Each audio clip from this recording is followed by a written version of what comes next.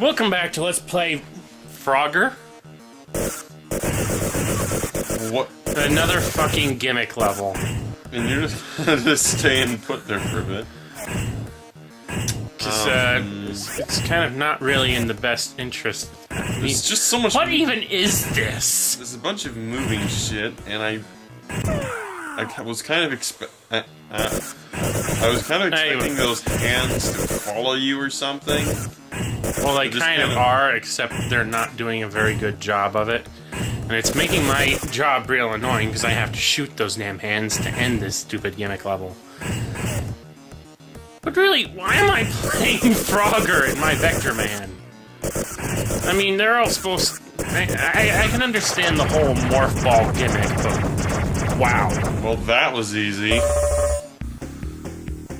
Yeah, once you get down to it, yeah. What was the point of that again? Gimmicks.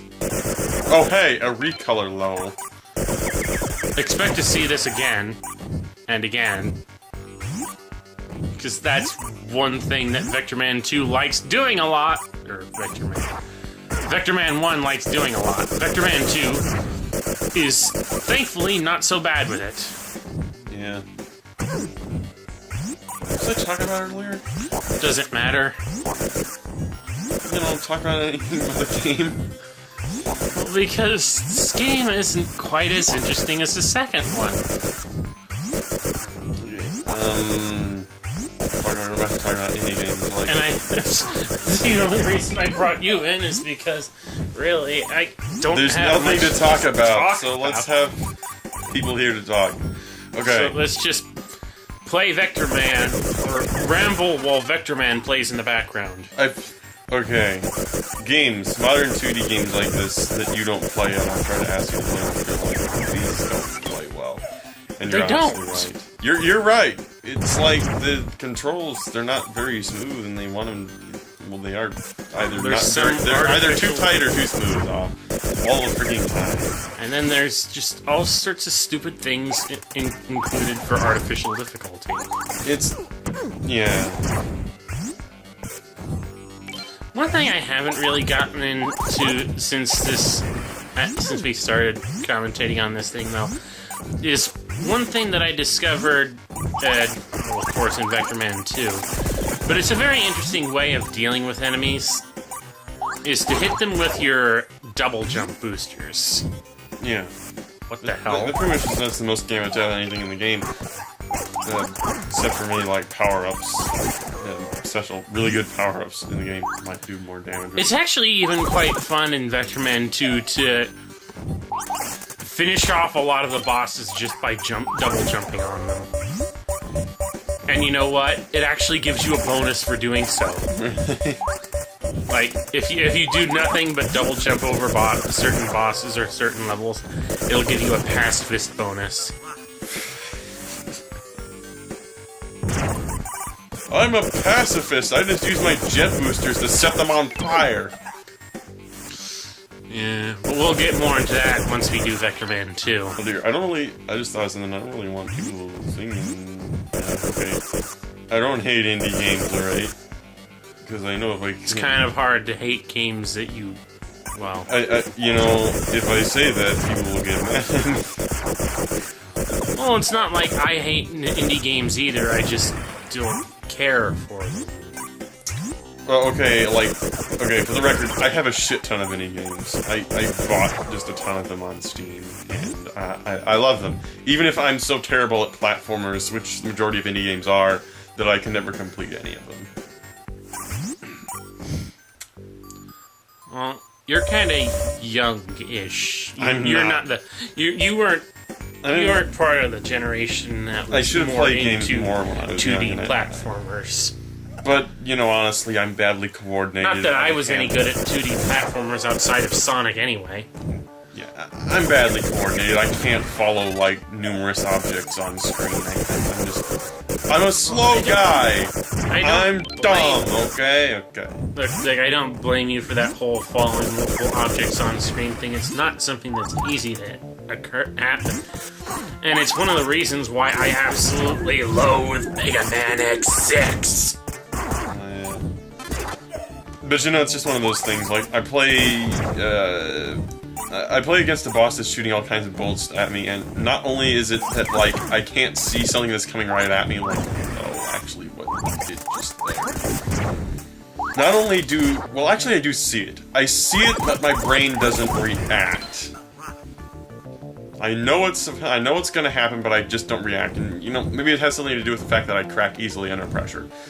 But I'm getting off subject here. I own a lot of indie games, and probably one of the first indie games I ever got was Cave Story. And Cave Story is pretty much supposed to be the indie games that brought respect to indie games in general. I would say that it hasn't aged that well. Well, I could say that Super Metroid hasn't aged that well, and people will still diss me for it. But the point is, it has not. And that's kind of the reason I can see some of your difficulty with Cave Story, is because it models itself after Super Metroid. Except there were some other stupid design decisions. Well, okay, is Super Metroid the one that has the really stiff thing going on? Well, people would argue otherwise. But yeah, it is kind of stiff. The run button is atrocious, and trying to jump, to do the jump thing. A lot of people say, "Oh, it's easy once you know how to do it," and I'm like, "Fuck no." The thing about Cave Story is that it's another game where you have to follow... Plus, it bugs the fuck out of me that it isn't as simple as the way Mega Man X does the wall jump. I won't say that Cave Story is bad, but one thing that I will argue is that old games were generally built... Back in the day, old games were generally built so that most people could play them. I could play games like Vectorman, I could play games like Mega Man, and I could finish them. I just never did. The point... Well, what about Earthworm Jim? I did finish that. I finished a few... You did? I finished it once or twice.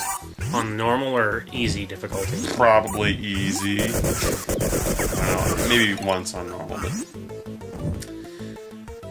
It's just that it was possible for you to do it. These assholes. God. These freaking Gemini things. Gemini? There's two of them, whatever. Two? How many of them are there? I only saw two. Oh, there's three? Four? It's like this boss gave me such a fucking hard time when I first fought it, but you know, now that I've got its pattern pretty much down, it's cake. Which is something I can say for pretty much all the bosses in this game, is that when you initially fight them, you're gonna get your ass handed to you until you see the pattern. By the time you see the pattern, you're probably almost dead. Which is why I think it's in your best interest to do one or two playthroughs of this game beforehand to make sure that you know what you're doing.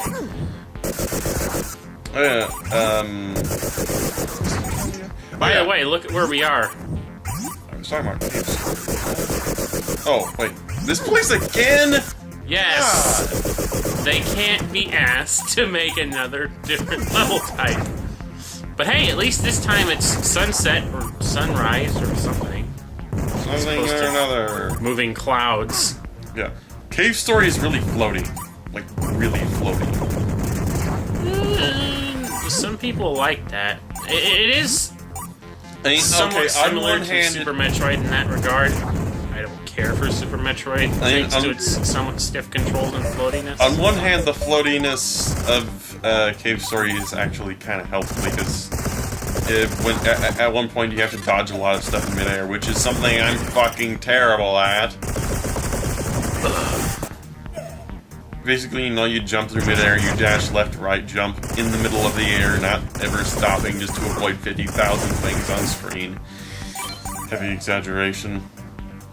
But you know, that is the game that brought respect and stuff. But I think it's more, that was because more for its story and the sheer amount of content that an indie game could have in it. which isn't actually as impressive right now because I believe it was created over the course of like how many years did I originally say? So many years or 20 years? 5 or 6, was it? I don't remember. Yeah, and I think basically recently, you know, Dust came out and it was produced with. I remember I heard like it sounded like it was produced in the same amount of time. Both games were produced by like one person, although Dust had like a cast. And, you know, comparably, Dust has a lot more to it, but then, you know, back in the day, Cave Story was programmed, like, ages ago. So I guess I can give it that. It hasn't aged perfectly. You know these things, I can't remember what they're called, choppers or fighters or something like that. You know what they look like to me? Demented fire extinguishers. I keep thinking they are, but I'm just not. I see things hanging off of them that look like they're a fire extinguisher, but then why would a fire extinguisher have metal choppers? Yeah. Is it over? No. No. Staying alive, staying alive. Oh, oh, oh, oh. What the fuck is this? It's another gimmick level. This time it's disco! Whoa.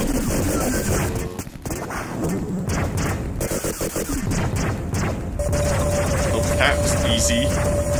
Chances are you'll just end up defeating the boss before you even know what's going on. Or verse versa. Oh, now look. Now it's the same place, except that it's at night and there's lightning.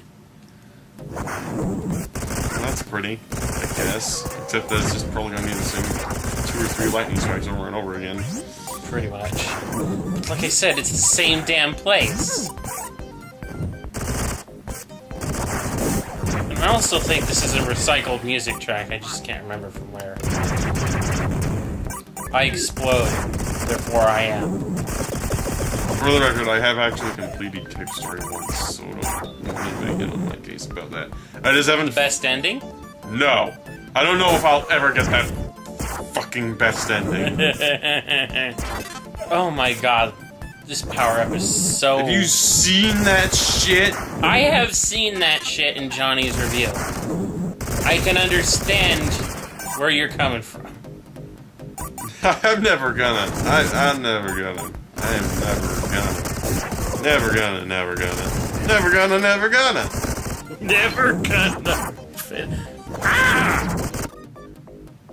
Smacking into that thing sent me down twice as fast. I don't think Gravity's a bitch. I don't think I'll ever do that on, like, easy mode. And I got up to near the end where my most recent save point was. I haven't done that in ages. I haven't gone back to try and play that in ages because I was doing so horribly towards the end there.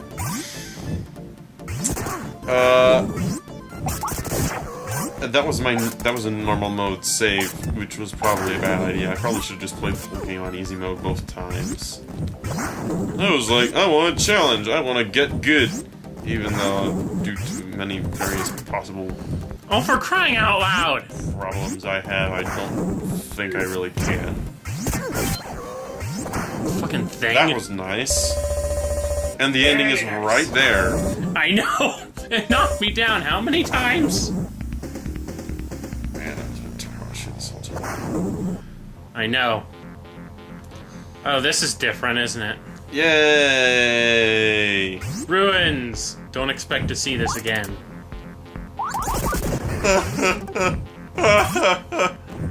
Actually, that's with... There's still parts of the previous stages that have been recycled. Parts of it. At least it's slightly different now. Nothing in this place makes sense. Are these ancient Egyptian ruins? Is this downtown? Is that scaffolding over there? Is that ancient Egyptian laser beams? I don't know. Hey, is that Earth? No, that's the moon. Drill it! Looks oddly blue and green for a moon, but okay. Fuck these rock guys up the butt. So just, you know, Power drill. You know, they have names for all these stupid enemies during the credits of this game. I can't remember what the rocky guys are supposed to be. Is this even hitting? Ow.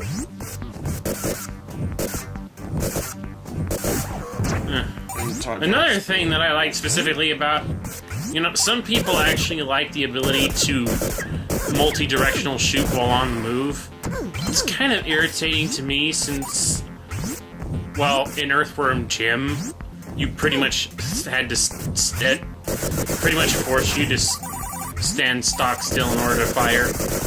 And I honestly prefer that when I want to do multi-directional shooting, because it's a lot simpler to hold still and aim the direction where you want to in order to shoot things. But apparently that was the end of the video, so... God, we're getting through these so fast since we're not caring about it. Dude, anyway... we need to get good. We'll continue whatever we're talking about next time on the final part of Let's Play Vectorman. Yes, it's going to be that short, ladies and gentlemen.